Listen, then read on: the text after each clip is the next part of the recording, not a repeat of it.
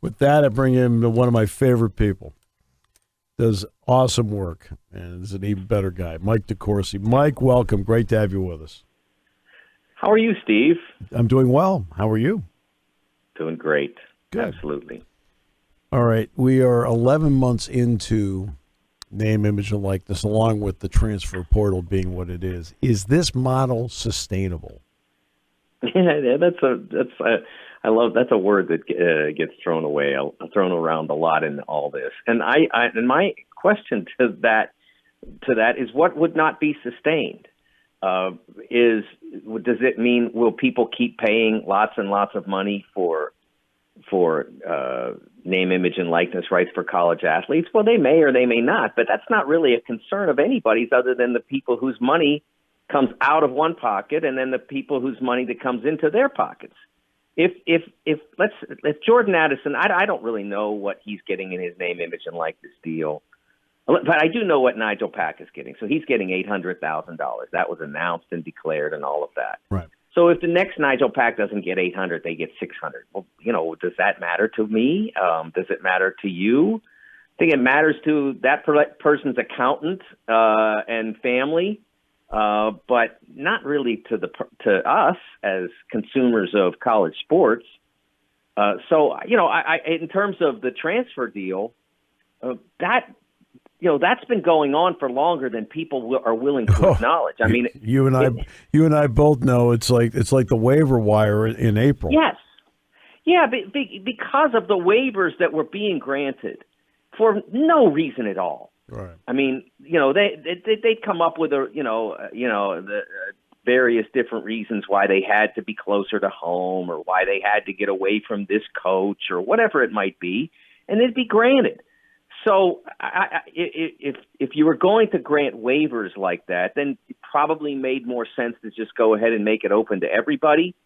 And if they had some common sense and foresight and they didn't want this to be the reality, then they shouldn't have allowed softball players and baseball players and track stars and all the rest to be transferring without sitting out a year. It should have been for everybody instead of just football, basketball, men's and women's. It should have been for everyone.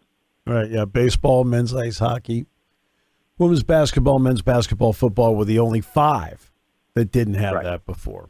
Okay.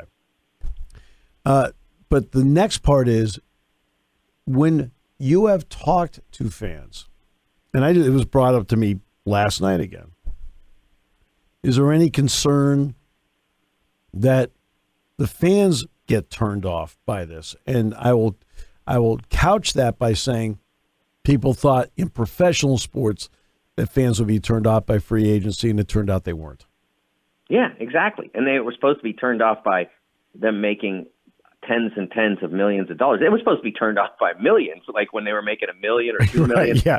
And now we got athletes making 50 in a year, and they still are watching. So I don't think necessarily that turns it off. One thing that I would say, though, is the move to professionalize the athlete in terms of making him and her employees of the institution or employees of a separate entity that represents the institution. And I've heard that, I've heard that suggested not by anybody inside at college athletics, but the outside where all the great ideas come from, Steve.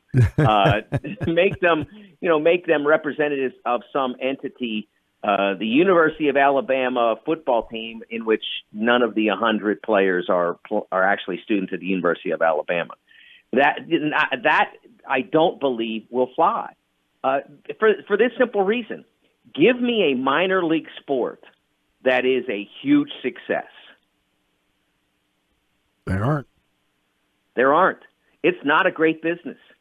Most of them have to be subsidized by the league in some way, shape, or form by the league that they feed players to. In the case of the NBA G League, they basically fund the whole thing. In the case of major and minor league baseball, they are basically paying to an extent your player payroll. So your expenses are all internal office people and opening the ballpark and keeping it clean and all that stuff.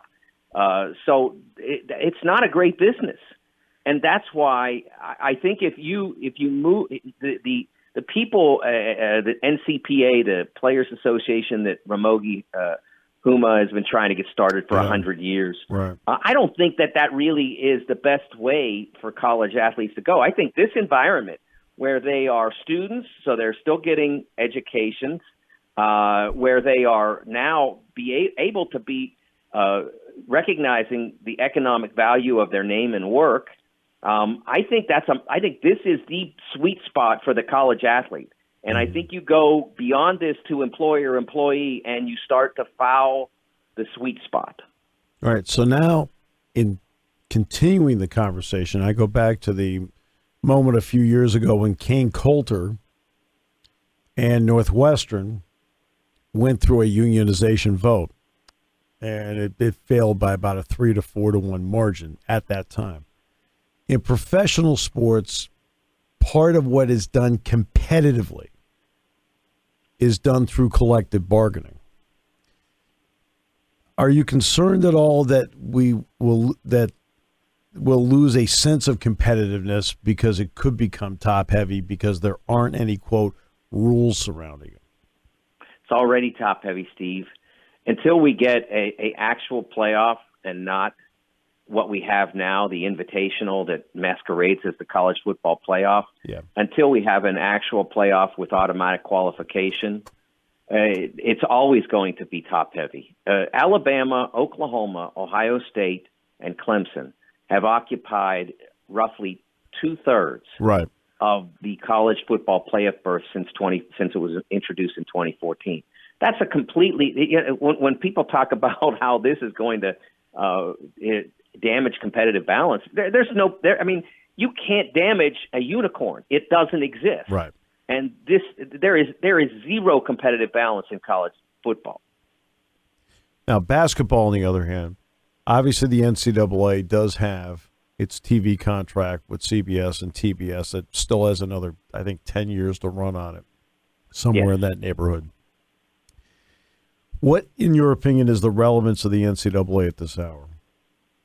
Well, the relevance is, first of all, in that, because what you mentioned the contract, but you didn't mention the number, and the number is basically at this point, $1 billion. I mean, and that's where it starts. I mean, that's what you make just opening the gym and throwing a ball out there.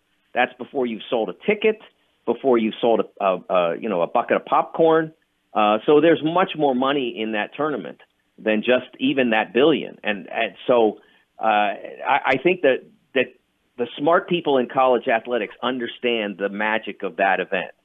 I mean, when you're talking about $1 billion for 3 weeks of basketball for 67 games, and then you consider how, that's way in excess of what the regular season is worth. Even though more people watch regular season college basketball than people believe, because no particular game stands out.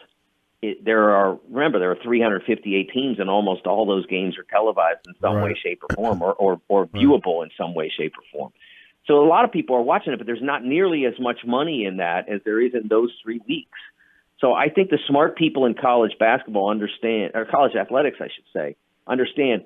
Like, we want to have our cake and eat it too, and the cake is football, and the rest is the NCAA running championships for the track team and the cross country team, et cetera, golf, et cetera, and that tournament that returns so much money. Now, when it comes to the college football playoff, people know I've been in favor of expansion to 12, and I was talking about 12 before they even brought it up a year ago. Okay, so we'll establish that.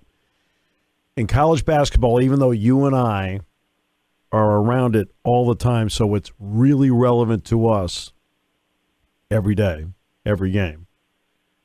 Some will say that college basketball's relevance is mid-February and then the tournament. Is there any concern on your part at all that the perception of college football's relevance changes because of an expanded playoff? No, I think, first of all, that the people who say that, I believe, and I can point to specific examples, but I don't want to make any enemies. I know. I know where you're going. By the way, go ahead. Yeah, it's a convenient excuse to get it off your plate. If you're a national voice talking about sports, you got the NFL, Yep. First and foremost, you got the NBA behind that. And now you want me to talk about college basketball too? I have to know 358 teams or at least 80 of them. No, I'll get to you in March. That's Right. how they do it. Yes. And so they try to convince you that's the way the rest of the world is.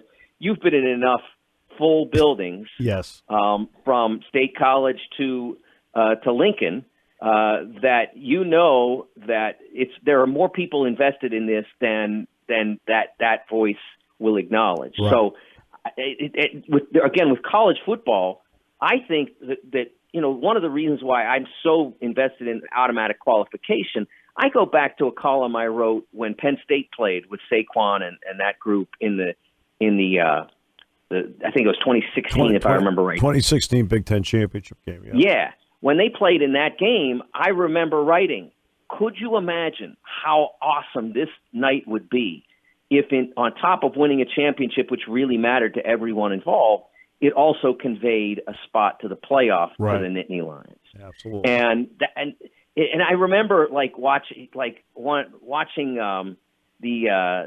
I was at Big Ten Network one weekend watching the Pac-12 championship on a treadmill, and it didn't lead anywhere. And so and they're playing it at 9 o'clock on a Friday night, and right.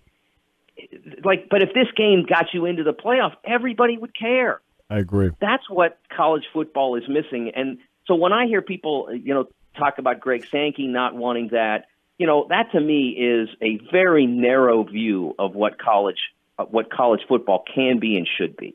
Well, what it is that, that weekend then becomes, Mike, an additional layer of the playoff. That leads to the 12, but it's the additional layer that brings with it. Fans love games with stakes.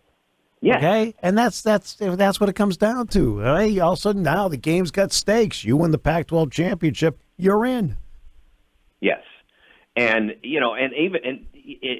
big as the SEC football game is and has been for 20 years or so, it gets everybody looped in if that game means this team's going.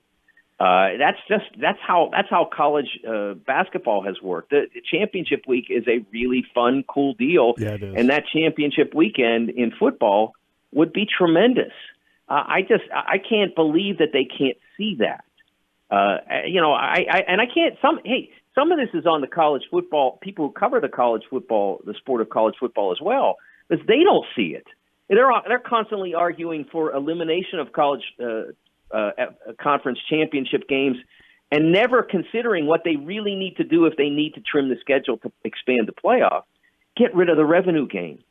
Do we really need to see Alabama play Mercer again? Yeah. I mean, it's even Saban has said that game doesn't, it should go away. If you expand the playoff and you make, you make the football championships more important, there'll be more money in it, and no one will need that $1 million or whatever it is you get out of playing at home against a team that doesn't belong on the field with you.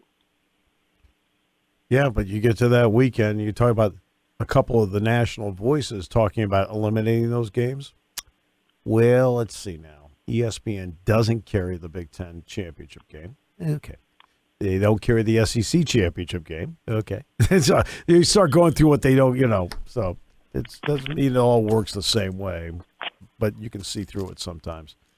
All right. So in the off season, we were able to talk about a lot of stuff, which is a lot of fun. I'm glad we were able to do that. It's because I know when it comes to the transfer portal, I've already started doing some preliminary work. There's been a fair amount of movement. So in basketball, in fact, Illinois just got to get the kid from Baylor. So unbelievable. Mike, thanks so much. Always appreciate it. Let's not be strangers on this thing. My pleasure, Steve. Anytime you guys want to talk, I'm here. Thanks, Mike.